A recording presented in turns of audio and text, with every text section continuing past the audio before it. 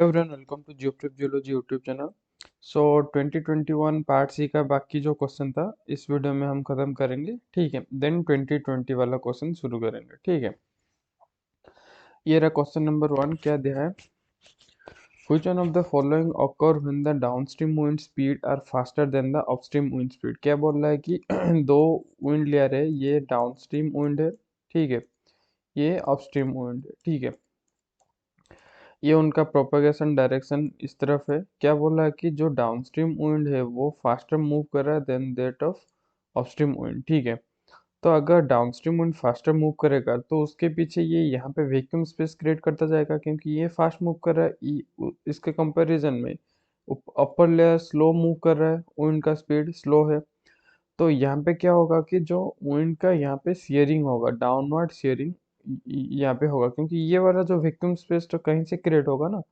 तो इसके ऊपर जो अपस्ट्रीम विंड का जो विंड एयर है वो क्या करेगा, इस जगह को फिलअप करता रहेगा, ठीक है।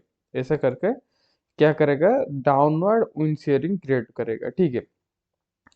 तो डाउनवर्ड जहाँ पे विंड विंड जहाँ पे जा रहा है वहाँ पे क्या हाई प्रेशर रीजन क्रिएट होगा।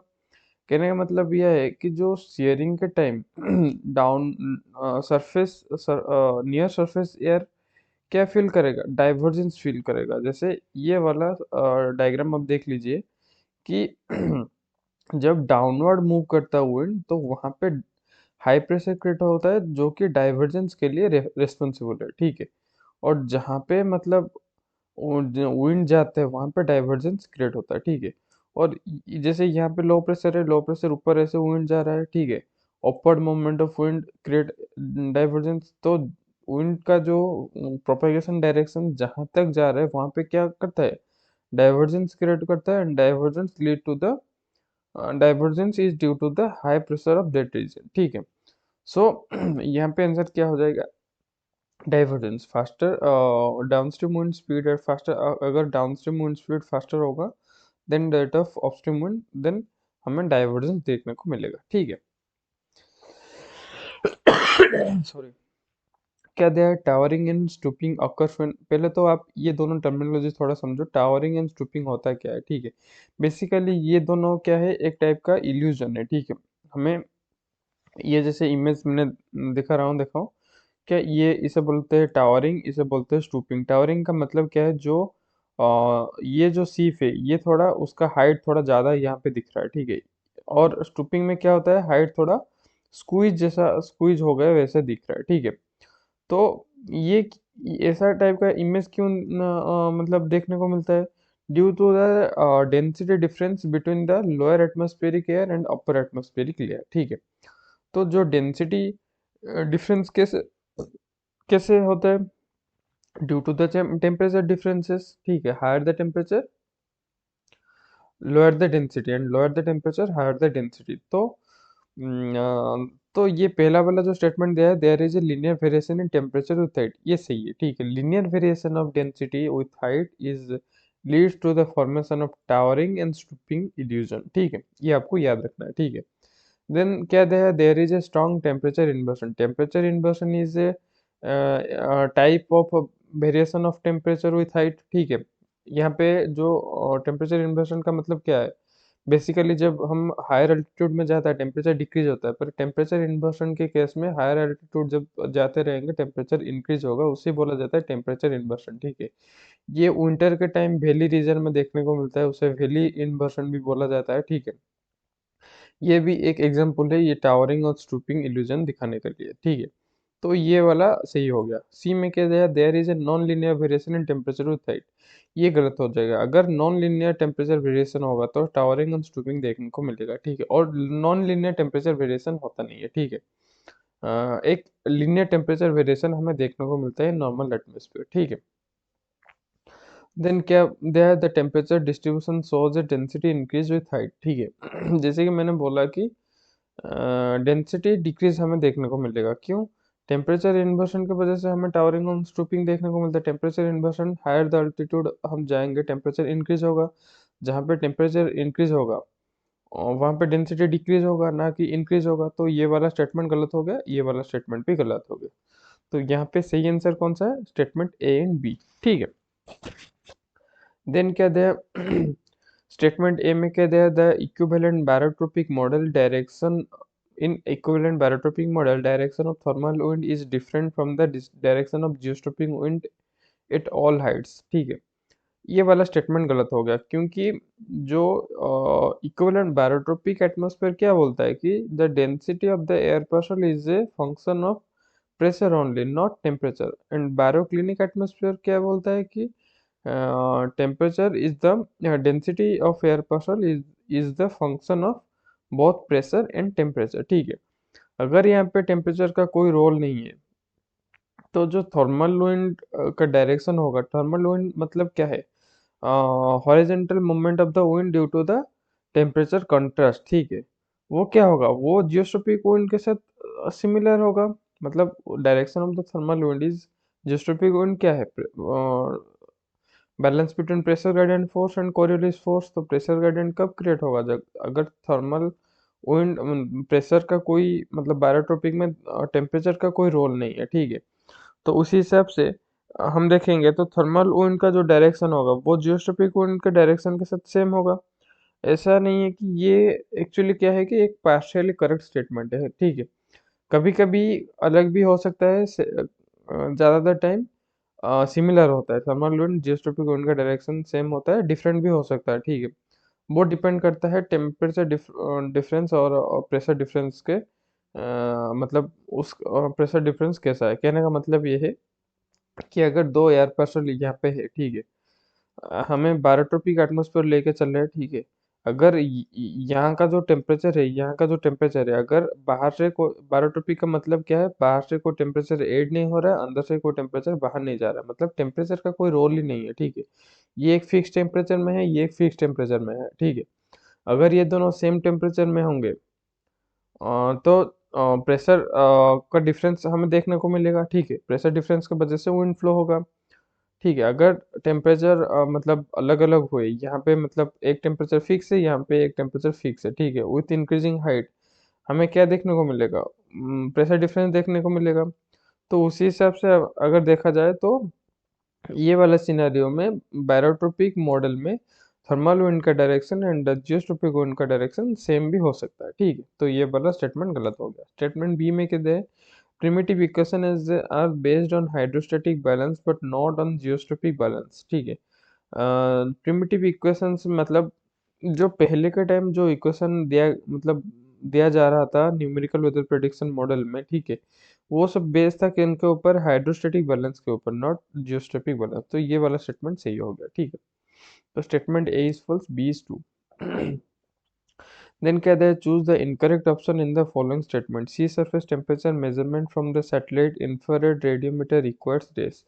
सी सरफेस टेम्परेचर मेजर करने के लिए, एग्जैक्ट टेम्परेचर मेजर करने के लिए हमें क्या रिकॉर्ड है, क्लाउड इफेक्ट को करेक्शन करने का जरूरत है। ठीक है, correction for the clear sky atmospheric effect, इससे भी करेक्शन करना जरूरी है। Then correction for the surface emissivity, ये गलत हो जाएगा, क्योंकि बेसिकली हम सरफेस इमिसिबिलिटी को मेजर कर रहे हैं। सरफेस इमिसिबिलिटी क्या है, the amount of heat or amount of temperature or amount of energy that releases from that topography or that region or that material, कुछ भी बोल सकते हो। ठीक है, कोई भी एक मटेरियल है या कोई भी एक माउंटेन रीजन या ओशन हो गया, कुछ भी हो गया, उसका सरफेस इमिसिबिलिटी क्या है कि उसके सरफेस से कितना हीट एनर्जी एमिट हो रहा है। ठीक है, एक्चुअली यही तो हम मेजर कर रहे हैं, उसका कोई करेक्शन नहीं होता। ठीक है, बेसिकली ये इसको ही हम मेजर कर रहे हैं, मतलब टेम्परेचर मेजरमेंट का मतलब यही है। ठीक है, तो ये वाला हमारा आंसर हो जाएगा। ठीक है, देन डी में कहते हैं measurements in the atmospheric window channels.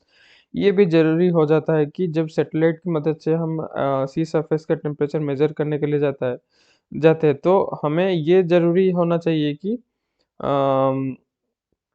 जो इंफ्रारेड इंफ्रारेड की मदद से, इंफ्रारेड का जो एटमॉस्फेरिक विंडो चैनल क्या है, मतलब एटमॉस्फेरिक विंडो मतलब वो एक स्पेसिफिक वेवलेंथ जो होता है कि वो क्या होता है कि वो कभी उसका डिफ्लेक्शन नहीं होता है या रिफ्लेक्शन नहीं होता है। ठीक है, तो उसी हिसाब से हम एटमॉस्फेरिक विंडो को भी डिफाइन करना जरूरी हो जाता है जब हम सी सरफेस टेम्परेचर को मेजरमेंट करते हैं फ्रॉम सैटेलाइट इंफ्रारेड रेडियोमीटर।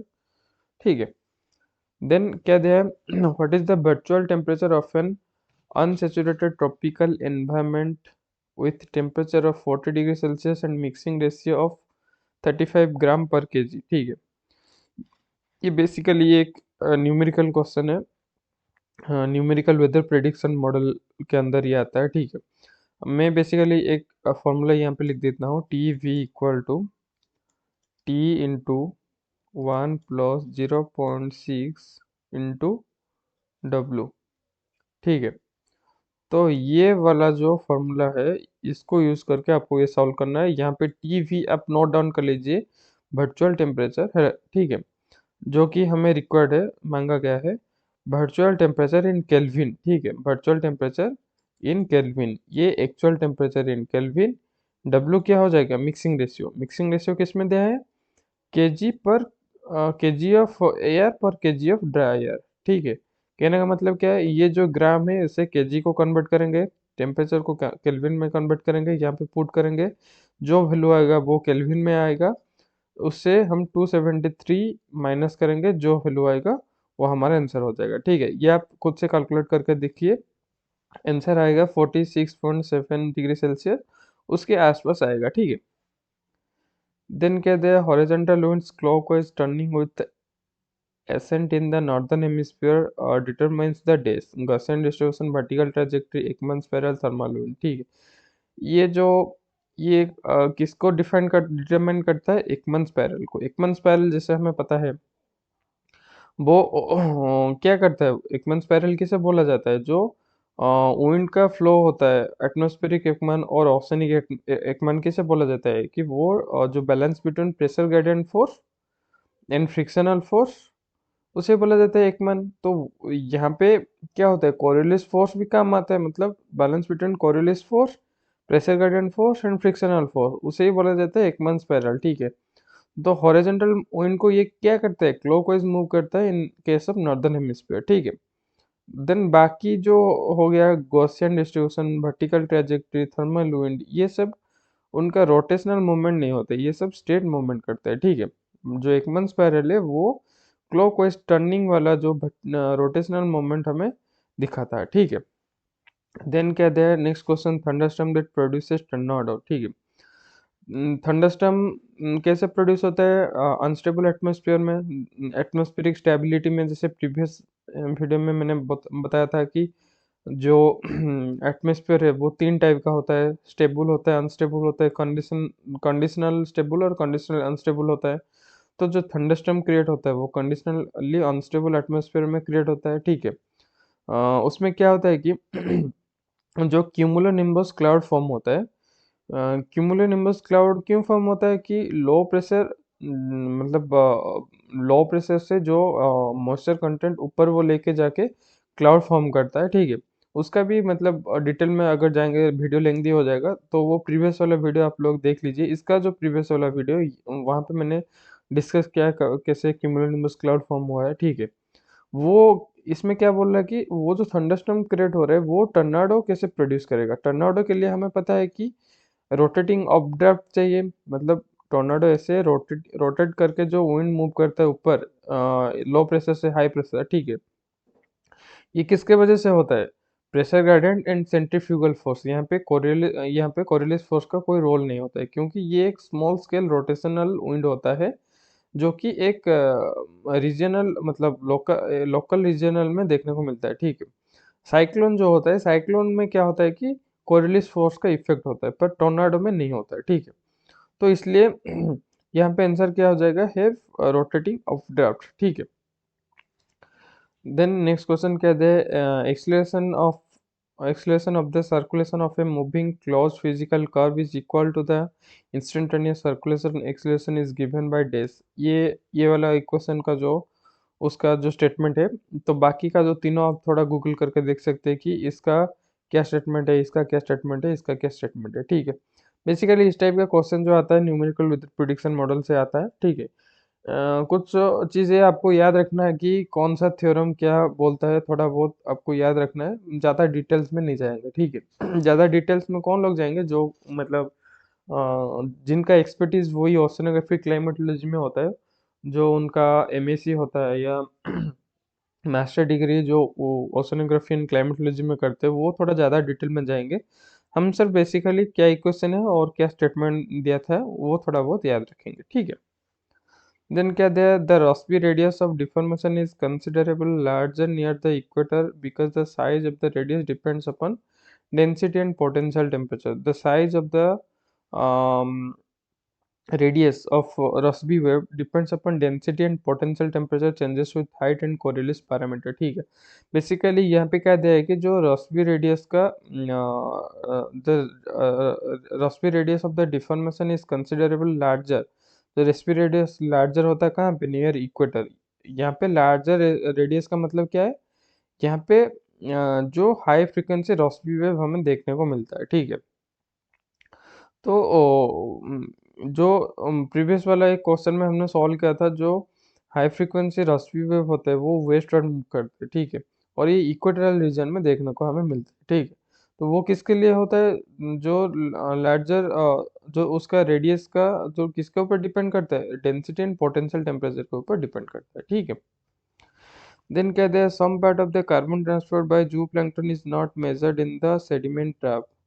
जू देन रीजन आर में क्या दिया है, zooplankton graze in the euphotic. पहले तो आप ये वाला स्टेटमेंट समझो, ये सेडिमेंट ट्रैप होता है क्या है, ठीक है। बेसिकली ये क्या होता है कि साइंटिफिक इंस्ट्रूमेंट होता है जो कि यूज किया जाता है to study the vertical flux of the particulate matter in the aquatic environment, ठीक है। कहने का मतलब ये एक फोनल शेप ऐसे होता है, फोनल शेप इंस्ट्रूमेंट होता है, ठीक है। यहाँ पे मतलब कहीं पे उसका कोई सेंसर वगैरह होता है जो कि डिटेक्ट करता है कि जो ये वाटर लेवल होता है ओशन में, ठीक है, जो पार्टिकल्स नीचे स्ट्रिंक हो रहा है उसको वो कैप्चर करता है, ठीक है। वो पार्टिकल्स क्या क्या हो सकते हैं, लाइक कुछ माइक्रोस्कोपिक प्लांट लाइक ऑर्गेनिज्म हो सकते हैं, ठीक है। जू प्लैंकटन में small animals that feed on phytoplankton वो हो सकते हैं, ठीक है। डस्ट, कुछ इनऑर्गेनिक डस्ट हो सकते हैं, वो सब वो कलेक्ट करता है, ठीक है। जो पार्टिकल्स और ऑर्गेनिज्म का डेट्रिटस हो गया, उसको वो कलेक्ट करके उससे क्या पता चलता है, उसका एप्लीकेशन क्या है, वो कार्बन साइकिल मतलब near surface and deep water के बीच में जो कार्बन साइकिल होता है उसे मेजर करता है, ठीक है। फूड वेव डायनामिक्स को भी मेजर करता है, पालियो ओशिनोग्राफी को भी मेजर करता है, बहुत सारा उसका मतलब एप्लीकेशन है, ठीक है। यहाँ पे जैसे कार्बन साइकिल का बात कर रहा है, ठीक है। बेसिकली क्या होता है कि जो जू प्लैंकटन होता है उनका carbon cycle deep ocean and surface ocean में कैसे होता है वो जानने के लिए ये सेडिमेंट ट्रैप यूज किया जाता है, जो कि उनका डेट्रिटस या कोई भी सेडिमेंट जहाँ पे मतलब वो उनका रेस्पिरेशन वगैरह होता है उसको ट्रैप करके हम मेजर करते हैं with respect to the deep ocean, ठीक है। पर ये क्या करता है कि ये एक्यूरेट नहीं होता है, क्यों, यहाँ पे रीजन दिया, क्या क्या दिया है, zooplankton graze in the euphotic zone and respire and defecate in the deep ocean. कहने का मतलब जो जू प्लैंकटन मतलब मेरेन ऑर्गेनिज्म होता है, एनिमल्स होते हैं, वो क्या करते हैं, यूफोटिक जोन में रेस्पिरेशन करते हैं, मतलब यूफोटिक जोन में अपना खाना कलेक्ट करने के लिए आता है और नीचे वर्टिकल मूव करते हैं, नीचे जाके डीप ओशन में अपना जो भी रेस्पिरेशन हो गया और जो भी एक्सक्रीटा हो गया वो वगैरह वहाँ पे छोड़ते हैं, ठीक है।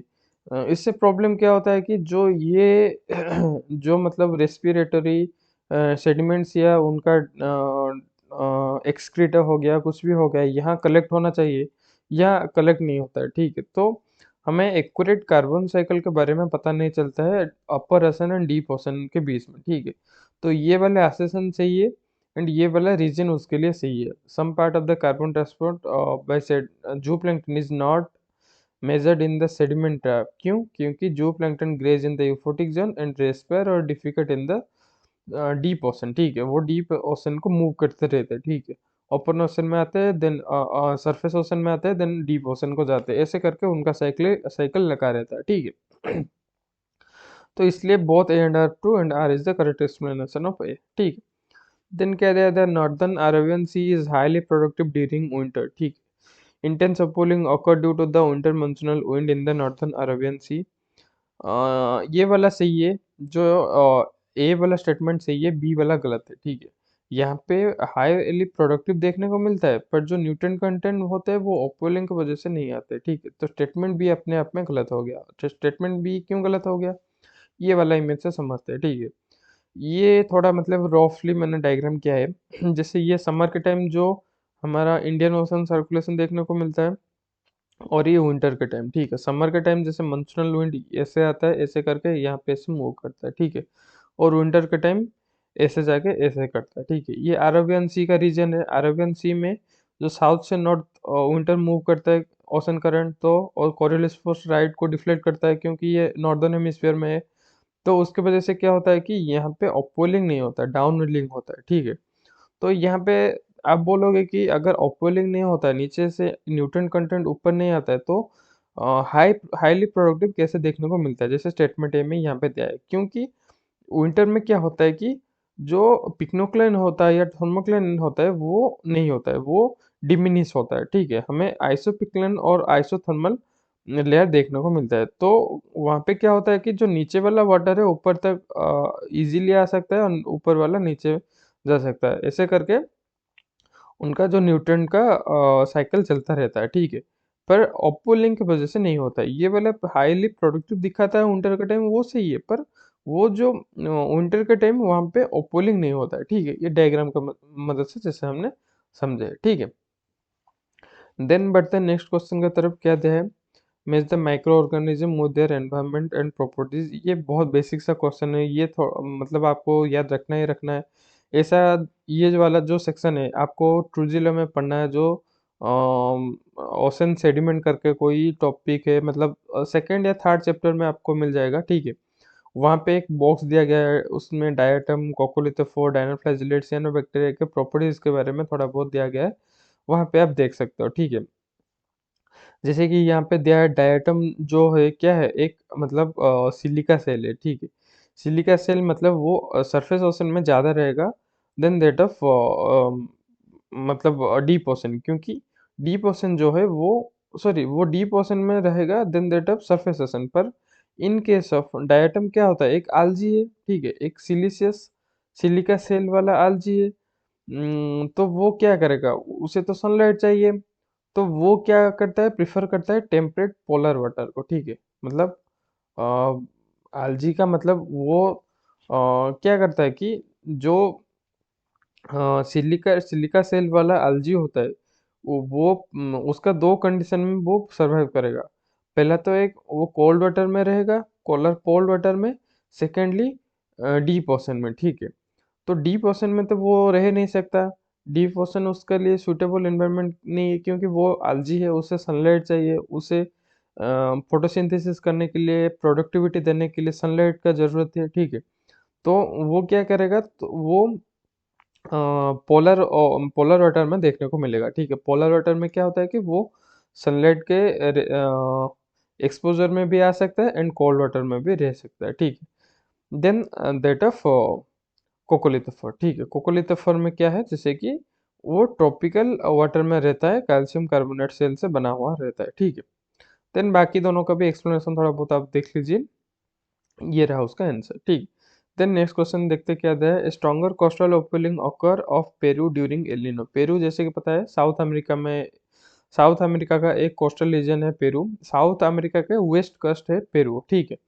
जैसे कि हमने एल नीनो पढ़ा था, एल नीनो में क्या होता है कि जो पेरू के रीजन यहाँ से मतलब ईस्टर्न वेस्टर्न पैसिफिक से वेस्टर्न ईस्टर्न पैसिफिक तक जो गर्म पानी का मूवमेंट होता है, जहाँ पे ये होता है पेरू का, ऐसे ऐसे करके ऐसे करके ऐसे करके यहाँ पे होता है क्या, पेरू, पेरू कोस्ट। अगर यहाँ पे गर्म पानी का इंक्लूड हो रहा है ज़्यादा से ज़्यादा, तो यहाँ पे क्या होगा, ओपोलिंग स्टॉप हो जाएगा, ठीक है। ओपोलिंग देखने को मिलेगा, क्यों नहीं देखने को मिलेगा, क्योंकि जो पिक्नोक्लेन है थर्मोक्लेन का लेयर वो स्ट्रॉन्ग हो जाएगा, ठीक है, वो थिक हो जाएगा, ठीक है। इसलिए ये वाला स्टेटमेंट गलत हो गया। देन बी में कह दे warmer than normal sea surface temperature in the eastern equatorial Pacific Ocean during El Niño. ये सही है, जैसे कि वार्म वाटर यहाँ से यहाँ तक आता है, तो ये नॉर्मल डे से वार्मर रहेगा एल नीनो ईयर में, ठीक है। ये वाला स्टेटमेंट सही हो गया। Then stronger trade wind in the Pacific Ocean during La Nina, ये भी सही है, क्योंकि लानिना जो होता है नॉर्मल वाकर सर्कुलेशन का ही एक फॉर्म होता है, नॉर्मल वाकर सर्कुलेशन का इंटेंसिफाइड फॉर्म होता है, ठीक है। तो उसमें क्या होता है, जो नॉर्मल ट्रेड विंड होता है वो स्ट्रंगर हो जाता है due to the higher pressure difference, ठीक है, और टेम्परेचर डिफरेंस, कुछ भी बोल सकते हो, ठीक है। देन तो इसमें क्या हो जाएगा, statement B and C are true and statement A is false. Then क्या दिया है, choose the correct statement, chlorophyll B absorption is maximum in 500 to 550 wavelength. ये गलत हो गया क्योंकि जो क्लोरोफिल बी का ऑब्जर्वेशन है वो बेसिकली ब्लू टू रेड जो लाइट है नियरली 1 सेकंड 650 आई थिंक, ये थोड़ा गूगल करके आपको देखना होगा कि एग्जैक्ट रेंज क्या है, मतलब जो हमारा क्लोरोफिल बी होता है वो कहाँ पे ज़्यादा ऑब्जर्व होता है, ठीक है। दो ही वेवलेंथ आप ये याद रखना है, ठीक है। 640 से 640 वाला एक वेवलेंथ ज़्यादा ऑब्जर्व होता है देन 450, ठीक है। ये दोनों 640 नैनोमीटर देन 450 नैनोमीटर जो है, ये दोनों observe chlorophyll B observation rate इन दोनों वेवलेंथ में ज़्यादा होता है, ठीक है। तो ये वाला स्टेटमेंट गलत हो गया। देन कहते हैं increase in the Bloom intensity result in the decrease in dimethyl sulphide emission into the atmosphere. ये भी गलत हो गया क्योंकि जो ब्लूम इंटेंसिटी का मतलब क्या है, फाइटोप्लैंक्टन का ब्लूम होता है, ठीक है। वो क्या होता है, वो एक्चुअली लीड करता है इंक्रीज इन डीईएम, मतलब जो डाइमिथाइल सल्फाइड को Bloom intensity increases the dimethyl sulphide emission. This is because the phytoplankton produces dimethyl sulfide as a byproduct of metabolism, ठीक है। So the statement B is correct, ठीक है। जो dimethyl sulphide होता है वो क्या होता है, the by product of phytoplankton products, मतलब जो फाइटोप्लैंक्टन का जो मेटाबॉलिज्म का एक बाई प्रोडक्ट डाइमिथाइल सल्फाइड होता है, ठीक है। तो ये वाला स्टेटमेंट गलत हो गया, ये डिक्रीज नहीं इंक्रीज होगा, ठीक है। Increase in Bloom intensity result in the increase in the dimethyl sulphide, ठीक है। देन सी में कह रहा है high concentration of the diesel organic matter result in increase in the photic depth, ठीक है। ये भी गलत हो गया क्योंकि जो डीजल ऑर्गेनिक मैटर होता है, ठीक है, high concentration of diesel organic matter result in increase in photic depth. जो अगर मतलब पार्टिकल का डिसोल्यूशन हो रहा है तो वो क्या करेगा, उस जो ट्रांसपेरेंट को ट्रांसलूसेंट या ओपेक में कन्वर्ट धीरे धीरे करेगा, तो जो फोटिक डेप्थ है वो डिक्रीज हो जाएगा, ठीक है। जो सनलाइट पेनेट्रेट जितना दूर तक कर रहा होगा वो कम हो जाएगा। अगर लेट सपोज यहाँ तक पेनेट्रेट कर रहा है ऑर्गेनिक मैटर डिजोल्व होने के कारण यहाँ तक पेनेट्रेट करेगा, ये वाला रीजन खाली पड़ जाएगा, ठीक है। तो ये वाला स्टेटमेंट भी गलत हो गया। देन डी में कहते हैं dimethyl sulphide does not observe solar radiation in the sea water. ठीक है, ये सही है क्योंकि जो डाइमिथाइल सल्फाइड है वो बेसिकली क्या करता है कि सोलर रेडिएशन को ऑब्जर्व नहीं करता है, पर जो उसका एटमॉस्फेरिक फ्लक्स होता है वो क्लाउड फॉर्मेशन के लिए काम आता है, ठीक है। देन नेक्स्ट क्वेश्चन क्या दिया है, find the correct match of the following in the genetic profile in the ocean, ठीक है।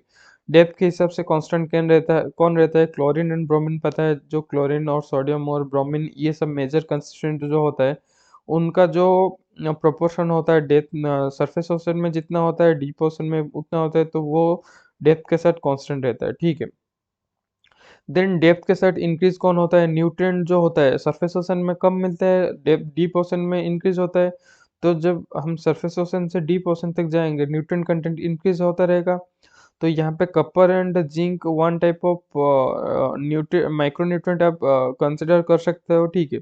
ये मतलब कंस्टिट्यूएंट ऑफ मेराइन न्यूट्रिएंट्स भी आप बोल सकते हो, ठीक है। देन जो एल्यूमिनियम एंड मैंगनीज होता है वो क्या करता है कि वो डेप्थ के हिसाब से कम होता रहता है, ठीक है। देन ऑक्सीजन नाइट्रोजन का क्या प्रॉपर्टी है, जैसे कि ऑक्सीजन फास्ट थोड़ा मतलब थोड़ा सा इंक्रीज होता है, देन ऑक्सीजन मिनिमम जोन दिखाता है, देन अगेन इंक्रीज होता है, ठीक है। तो ओवरऑल अब हम देखेंगे जो ऑक्सीजन मिनिमम जोन से इंक्रीज होता है, तो जो oxygen in deep ocean than that of surface ocean में ज़्यादा होता है, ठीक है। तो यहाँ पे आंसर क्या हो जाएगा, ये वाला। थोड़ा आपको ये वाला प्रोफाइल याद रखना है कि क्लोरीन ब्रोमीन के लिए कैसा बिहेवियर दिखाता है, कपर जिंक के लिए कैसा, एल्यूमिनियम मैंगनीज के लिए कैसा, ऑक्सीजन नाइट्रोजन के लिए कैसा, ठीक है।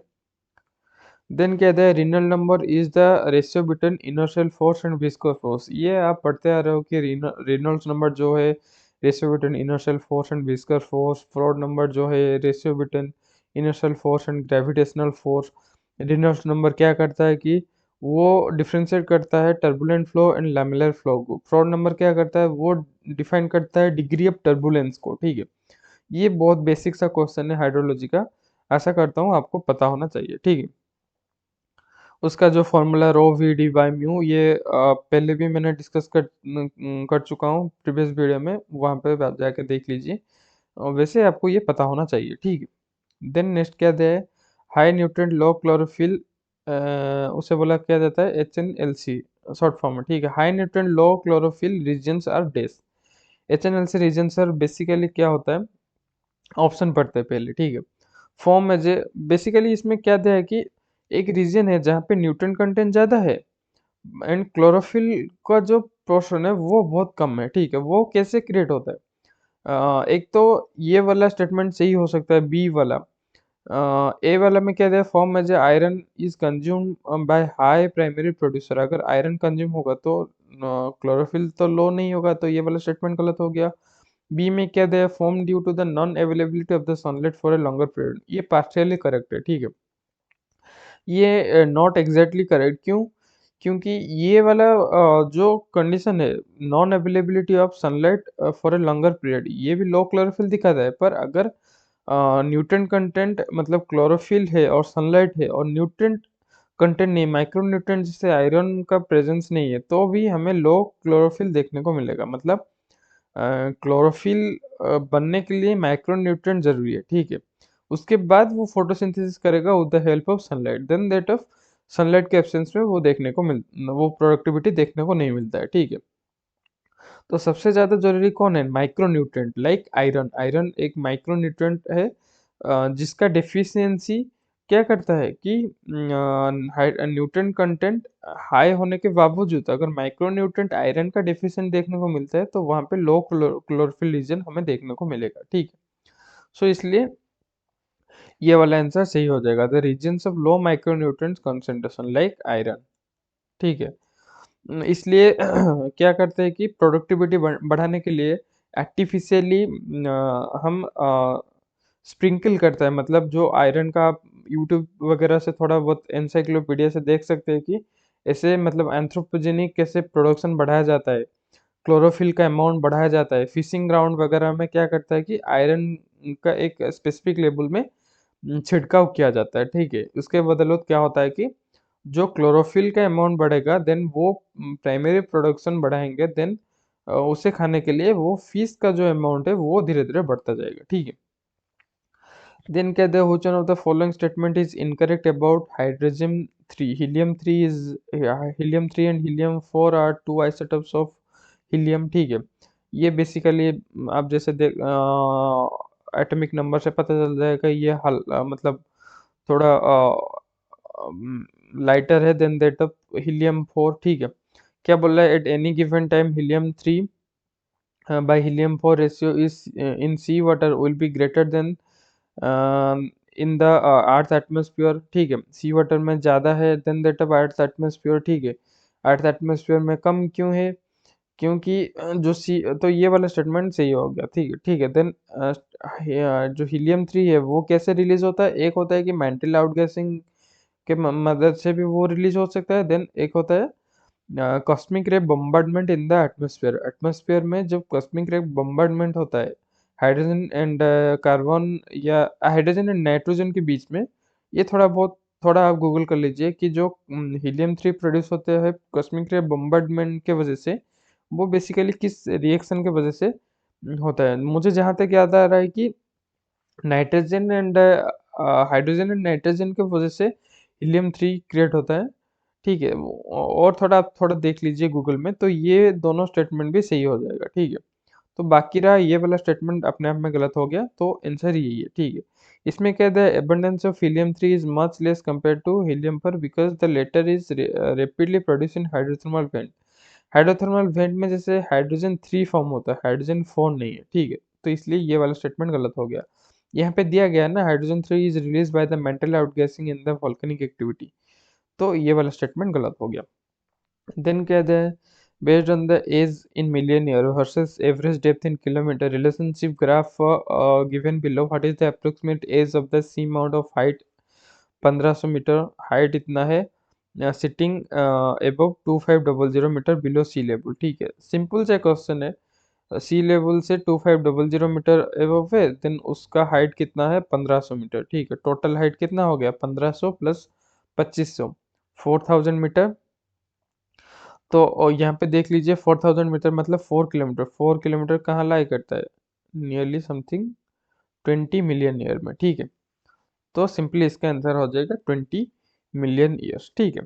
देन क्या है, which one of the following biochemical processes indicate anoxic condition. Nitrification जो होता है, नाइट्रिफिकेशन, नाइट्रोजन फिक्सेशन एंड तीनों रिएक्शन मैंने बताया था, एक है नाइट्रोजन फिक्सेशन, एक है नाइट्रिफिकेशन एंड और कुछ मतलब एग्जैक्ट याद नहीं आ रहा है, वो थोड़ा देख लीजिए, वो सब ऑक्सी कंडीशन में होता है, ठीक है। नाइट्रोजन फिक्सेशन भी ऑक्सीजन ऑक्सीजनिक कंडीशन में होता है, नाइट्रिफिकेशन में भी ऑक्सीजनिक कंडीशन में होता है, क्योंकि यहाँ पे ऑक्सीजन टेक पार्ट करता है, ठीक है। जो अनमोक्स रिएक्शन होता है, अनमोक्स रिएक्शन थोड़ा आप देख लीजिए कि उसका एक सेकंड में देख ही लेता हूँ। अनमोक्स जो रिएक्शन होता है बेसिकली वो क्या होता है, अनॉक्सिक कंडीशन में फॉर्म होता है, ठीक है। इसमें क्या होता है कि जो NH4 से NO2 माइनस क्रिएट होता है, ठीक है। इसमें जो ये जो रिएक्शन में क्या होता है कि ऑक्सीजन का इन्वॉल्वमेंट नहीं होता है, ठीक है, ये थोड़ा आपको याद रखना है। देन कहता है match the items in the column 1 and column 2, mid oceanic, mid Atlantic ridge, 90 degree east is in the Indian Ocean. तो बेसिकली ये बहुत मतलब बेसिक सा डेटाबेस क्वेश्चन है, जैसे कि मिड अटलांटिक रीज जो है वो extended from the Iceland to north of Bouvet triple junction. Bouvet triple junction एक देखने को मिलता है, वहां से शुरू होके आइसलैंड तक वो ये जाता है, ठीक है। कौन सा मिड अटलांटिक रीज जो है, और सबसे बड़ा माउंटेन जो चेन है वो यही है, मिड अटलांटिक रीज, ठीक है। देन 90 डिग्री ईस्ट रीज जैसे हो गया, एसिस्मिक रीज हो गया, ठीक है। ये इसका प्रोनाउंसिएशन थोड़ा देख लीजिए, ट्रिपल जंक्शन उसका कैरेक्टरिस्टिक क्या है, ये वाला मैक्यूरी ट्रिपल जंक्शन का क्या मतलब कैरेक्टरिस्टिक है, लाइक ये क्या होता है, it is a junction of the Indo Australian Pacific and Atlantic, या कुछ एमिट हो गया, ठीक है। देन बढ़ते ये नेक्स्ट क्वेश्चन की तरफ, क्या दें, ये जो टॉपिक है ना, ओशन करंट, ये एक बहुत ही वेरी वेरी इंपॉर्टेंट टॉपिक है रिगार्डिंग द नेट प्रोस्पेक्टिव से अगर हम देखेंगे, तो ये जो ओशन करंट से 6 मार्क का क्वेश्चन आता ही आता है, एवरी ईयर ही आता है, ठीक है, और एवरी ईयर आता रहेगा, ठीक है। सिंपल सा क्वेश्चन है, मतलब ये जो आगोलस करंट का लोकेशन पूछा गया, गोल्ड स्ट्रीम का, कुरोशियो करंट का, कैलिफोर्नियन करंट का, ठीक है। तो ये उसका आंसर रहा, जैसे कि यहाँ पे पहला क्या दिया है, आगोलस करंट, ठीक है। आगोलस करंट कहाँ पे है, जैसे यहाँ पे है, ये एक वार्म करंट है, ठीक है। तो क्या उसका कैरेक्टरिस्टिक दिया गया है, western boundary of the current in Indian ocean, ये इंडियन ओशन में वेस्टर्न बाउंड्री में देखने को मिलता है, एंड ये रेड मतलब वार्म करंट, और ये ग्रीन मतलब कोल्ड करंट, ठीक है। वैसे करके gold stream, crochet current, Californian current के जो डिस्क्रिप्शन है थोड़ा इस इमेज से आप मैच कर सकते हैं, ठीक है। और यहाँ पे एक चीज आपको याद रखना है कि जो western boundary and western boundary के बारे में, जैसे कि ये एक ओशन बेसिन है, ये एक ओशन बेसिन है, ठीक है, ये एक ओशन बेसिन में, ये एक ओशन बेसिन, ये एक ओशन बेसिन, मतलब ये यहाँ पे आधा, यहाँ पे आधा, यहाँ पे आधा, यहाँ पे आधा, ठीक है। एक हम कंसिडर इसको कंसिडर करते हैं, ठीक है। ये जो वेनेजुएला करंट है ये ईस्टर्न बाउंड्री करंट है, ठीक है। नॉर्थ साउथ अटलांटिक में ईस्टर्न बाउंड्री करंट है।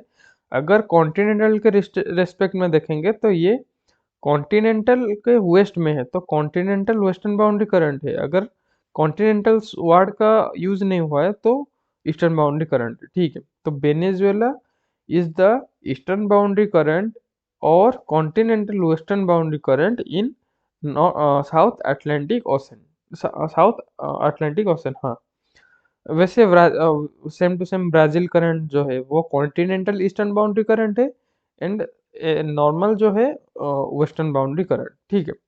ये टर्मिनोलॉजी थोड़ा बहुत आपको ध्यान रखना है, ठीक है। देन क्या है, सिंपल सा क्वेश्चन है, सेम वही प्रीवियस ईयर में आया था, फिर रिपीट हो गया कि किसके लिए कौन सा प्रॉक्सी है। जैसे कि हाइड्रोजन के लिए प्रॉक्सी कौन सा है, हाइड्रोजन साइकिल H2 जो हाइड्रोजन साइकिल में यूज होता है, कार्बन 13 जो है प्राइमरी प्रोडक्शन के लिए यूज होता है, नाइट्रोजन 15 जो होता है वो डीनाइट्रिफिकेशन के लिए यूज होता है, ऑक्सीजन 18 वो पायलट टेम्परेचर मेजर करने के लिए यूज होता है, ठीक है। सो यहाँ पे खत्म होता है 2021 का क्वेश्चन, पार्ट सी का खत्म यहाँ पे हो गया। पार्ट बी का हमने डिस्कस किया था, ठीक है। Thank you for watching this video lecture. Then आपको कमिंग सेशन में 2020 का वीडियो लाएंगे, देन एक एक करके हम डिस्कस करते जाएंगे, ठीक है। तो ये वीडियो आने में थोड़ा लेट हो गया, उसके लिए माफ़ कर देना, क्योंकि थोड़ा टाइम मुझे नहीं हो रहा था, ठीक है। So till then thank you.